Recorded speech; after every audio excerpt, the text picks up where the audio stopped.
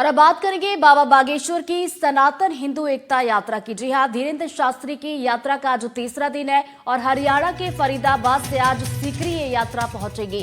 भीड़ को देखते हुए सुरक्षा के पुख्ता इंतजाम किए गए हैं।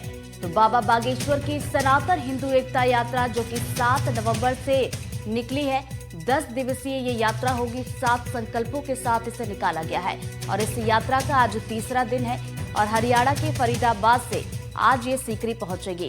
भीड़ जिस तरीके की इसमें देखने को मिल रही है, उसको देखते हुए सुरक्षा के भी पुख्ता इंतजाम किए गए हैं। बीते दिन तस्वीरें आई थी जब क्रिकेटर शिखर धवन इसमें शामिल होने के लिए पहुंचे। खली भी इस पद यात्रा में शामिल होते हुए दिखाई दिए थे और ये तस्वीरें देखिए आपको दिखा रहे हैं। तो 10 दिवसीय यात्रा है, 7 संकल्प के साथ, जिनमें से हिंदू राष्ट्र घोषित करना एक प्रमुख संकल्प है। इस संकल्प को लेकर इस पद यात्रा को निकाला गया है। तो दिल्ली से वृंदावन तक ये पद यात्रा चलेगी। 3 अलग अलग राज्यों से होकर ये गुजरेगी। तो बता दें कि इस यात्रा का तीसरा दिन आज ही है। 16 नवंबर तक ये यात्रा चलेगी और हरियाणा के फरीदाबाद से आज ये यात्रा सीकरी पहुंचने वाली है।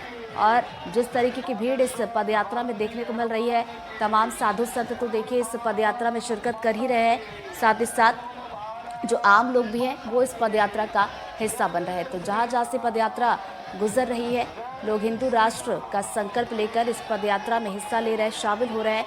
और अनिरुद्धाचार्य महाराज भी इन तस्वीरों में देखे नजर आ रहे हैं, वो भी इस पद यात्रा में शामिल होने के लिए पहुंचे। तो देखिए ये पद यात्रा, आपको एक बार फिर से बता दें कि अलग अलग 3 राज्यों से होकर ये गुजरेगी और कब कहाँ ये पद यात्रा पहुंचेगी ये भी हम आपको ग्राफिक्स के जरिए बता रहे हैं।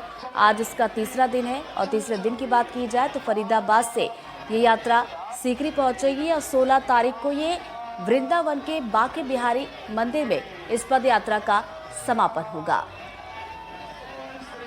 तो 10 दिन की ये पद यात्रा है। 7 नवंबर को इसकी शुरुआत हुई है दिल्ली से। 7 संकल्प लिए गए हैं और इन 7 संकल्प के साथ इस पद यात्रा का आगाज हुआ है। तो आज तीसरा दिन इस पद यात्रा का है और इन 3 दिनों की बात की जाए तो इस पद यात्रा में हमने देखा क्रिकेटर शिखर धवन भी इस पद यात्रा में शामिल होने के लिए पहुंचे। खली भी इस पद यात्रा का हिस्सा रहे।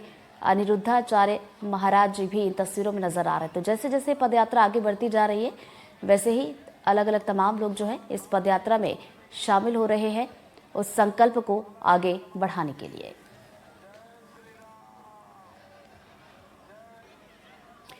बढ़ते आगे, दमोह से बड़ी खबर है जहां पुरानी रंजिश में 2 गुटों में चाकूबाजी हुई है। चाकूबाजी में एक युवक की मौत हो गई तो वही एक घायल हुआ है और घायल युवक को अस्पताल में भर्ती करवाया गया।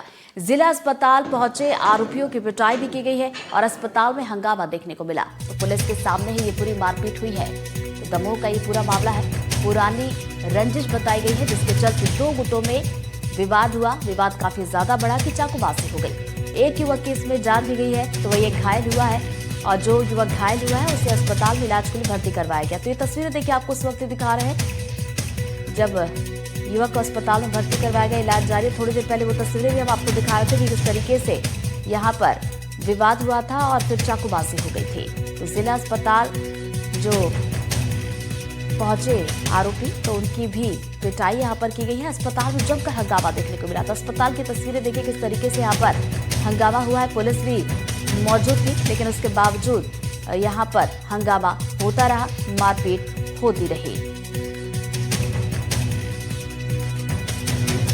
जहाँ पे मैंने बताया फोन आया, पट्टी पूरी बंद हुई थी, टाँके लग चुके थे। वो साल लगभग खून बंद हो चुके थे क्योंकि पट्टी पूरी सूखी हुई थी। तो उसके बाद मैंने उसके खून की रिपोर्ट देखी तो उसमें उन्होंने बताया कि